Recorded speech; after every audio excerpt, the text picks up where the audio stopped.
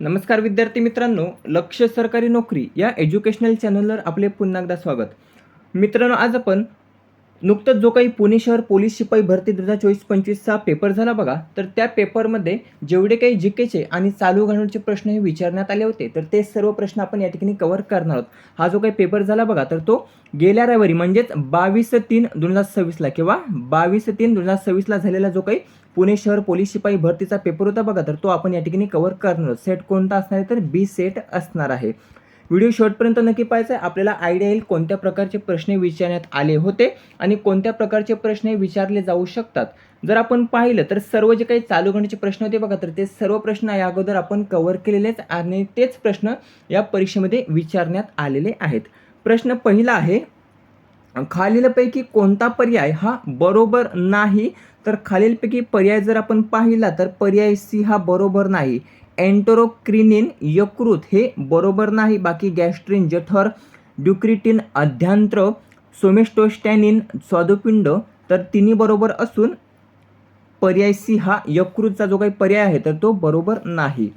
खालीलपैकी कोणत्या अवयव व खालीलपैकी कोणता अवयव व कर्करोगाचे नाव बरोबर नाही?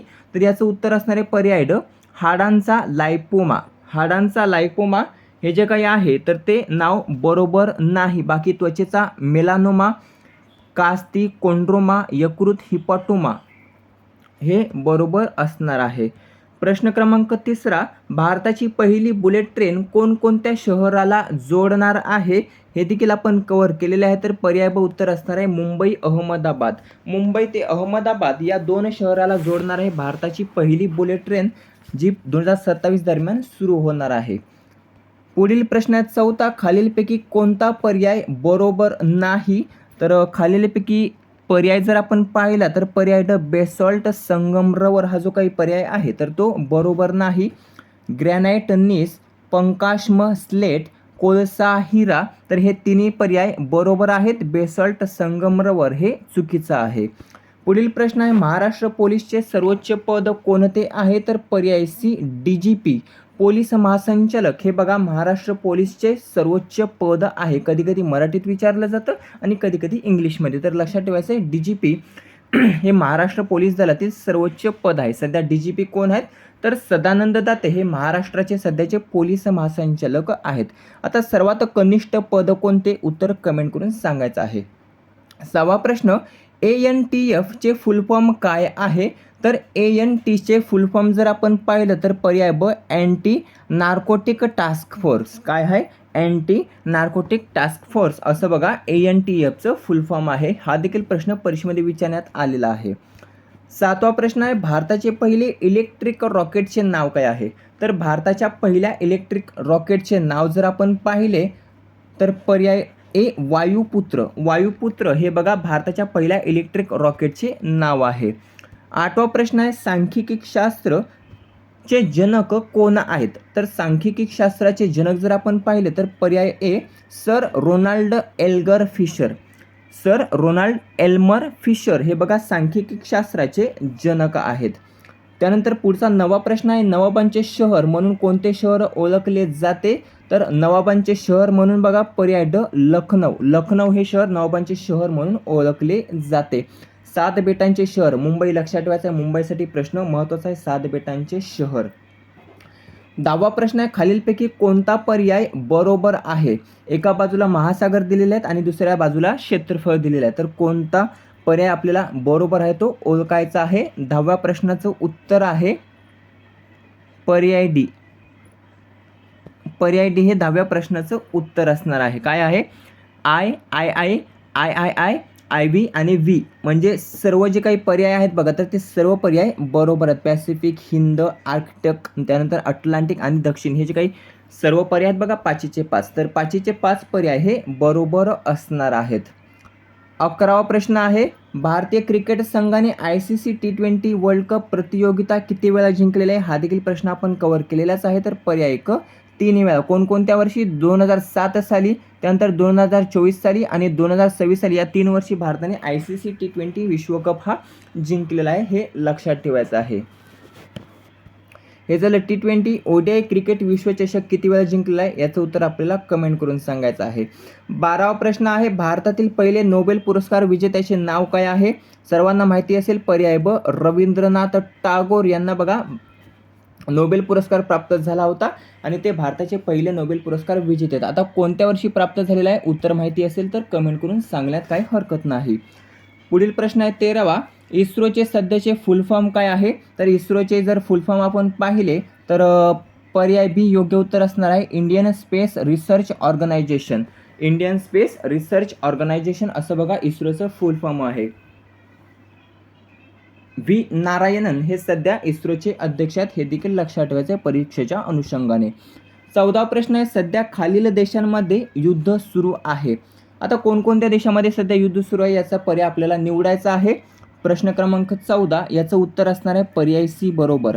III आणि III म्हणजे अमेरिका इराण सुरू आहे, इस्रायल इराण सुरू आहे, रूस युक्रेन सुरू आहे, इंग्लंड फ्रान्स सुरू नाही. म्हणजे आपलं पर्याय सी योग्य उत्तर असणार आहे. खालीलपैकी कोणते पर्याय बरोबर नाही? पर्यायांवर बघा प्रश्न भरपूर विचारण्यात आलेले आहेत. हे देखील आपण परीक्षेमध्ये टेलिग्रामवर कव्हर केलेलं आहे, ते देखील आपल्याला यायला हवं. हा प्रश्न आपण भरपूर वेळा कव्हर केलेला आहे. खालीलपैकी कोणते पर्याय बरोबर नाही? जुने नाव आणि नवीन नाव दिलेले आहेत. केरळम बरोबर, औरंगाबाद छत्रपती संभाजीनगर, अहमदनगर अहिल्यानगर, राजभवन तर चूक. म्हणजे आपलं पर्याय डी योग्य उत्तर असणार आहे. काय पर्याय डी योग्य उत्तर असणार आहे सेवा तीर्थ. राजभवनचं नामकरण काय करण्यात आलं? उत्तर कमेंट करून सांगायचं आहे. प्रश्न क्रमांक 16, महाराष्ट्र राज्याचा राज्यमासा कोणता आहे? तर महाराष्ट्र राज्याचा राज्यमासा जर आपण पाहिला तर पर्याय अ योग्य उत्तर असणार आहे सिल्वर पापलेट. 17वा प्रश्न आहे, महाराष्ट्र पोलीस दिन कोणत्या दिवशी साजरा केला जातो? तर 17वाचं उत्तर आहे पर्याय ब 2 जानेवारी. 2 जानेवारीला बघा दरवर्षी आपण महाराष्ट्र पोलीस दिवस साजरा करत असतो. 18वा प्रश्न आहे, विमानातील ब्लॅक बॉक्स हा कोणत्या रंगाचा असतो? जर आपण पाहिलं अजित पवारची जी दुर्घटना झाली होती बघा, तर त्यावेळी प्रश्न आपण कव्हर केला होता ब्लॅक बॉक्स बाबत. जेव्हा विमानाचा अपघात होतो बघा, तर त्या अगोदर सर्वात अगोदर जर आपण पाहिलं तर तो ब्लॅक बॉक्स शोधला जातो आणि तो कोणत्या रंगाचा असतो असा प्रश्न विचारण्यात आलेला. तर याचं उत्तर असणार आहे पर्याय सी ऑरेंज रंगाचा असतो बघा, ऑरेंज रंगाचा. पुढील प्रश्न 19वा, नवीन फौजदारी कायदे कधी लागू झाले? जवळपास प्रत्येक जिल्ह्यामध्ये हा प्रश्न हमखास विचारलेला आहे. प्रत्येक जिल्ह्यामध्ये नवीन फौजदारी कायदे.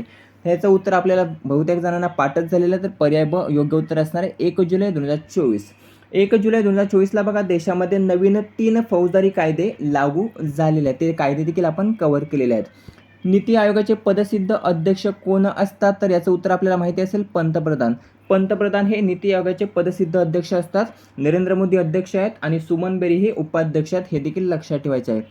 21वा प्रश्न आहे, छत्रपती शिवाजी महाराज यांच्यावर ग्रंथ लिहिणारा पहिला युरोपियन लेखक कोणत्या देशाचा होता? तर 21व्याचं उत्तर आहे पर्याय सी पोर्तुगाल. पर्याय सी पोर्तुगाल. तर छत्रपती शिवाजी महाराज यांच्यावर ग्रंथ लिहिणारा पहिला युरोपियन लेखक जर आपण पाहिला तर तो पोर्तुगाल देशाचा होता. 22वा प्रश्न आहे, पोलीस स्मृती दिन कधी पाळला जातो? तर पोलीस स्मृती दिन जर आपण पाहिला तर तो 21 ऑक्टोबरला. पर्याय डी 21 ऑक्टोबरला पोलीस स्मृती दिवस हा पाळला जातो. 23वा प्रश्न आहे, खालीलपैकी कोणती नदी गोदावरी खोऱ्याचा भाग नाही? तर 23चं उत्तर आहे पर्याय डी भातसा ही जी काही नदी आहे तर ती गोदावरी खोऱ्याचा भाग नाही. बाकी मुला, प्रवरा, मांजरा या तिन्ही ज्या नद्या आहेत बघा तर त्या गोदावरी खोऱ्याच्या भाग आहेत. 24वा प्रश्न आहे, चॅट जीपीटी या प्रणालीमध्ये जीपीटीचा फुल फॉर्म काय आहे? जवळपास 4 फुल फॉर्म या परीक्षेमध्ये विचारण्यात आलेले आहेत. सर्व विचारले होते ते सर्व सोपेच आहेत बघा, हे देखील आपण कव्हर केलेले आहेत टेलिग्रामवर.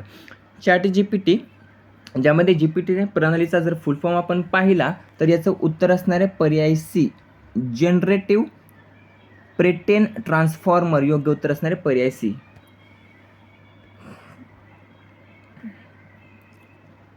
पुढील प्रश्न आहे 25वा आणि शेवटचा प्रश्न आहे, महात्मा फुलेंच्या सत्यशोधक समाजाने कशाविरुद्ध आवाज उठविला होता? तर 25व्याचं उत्तर आहे पर्याय सी सामाजिक गुलामगिरी.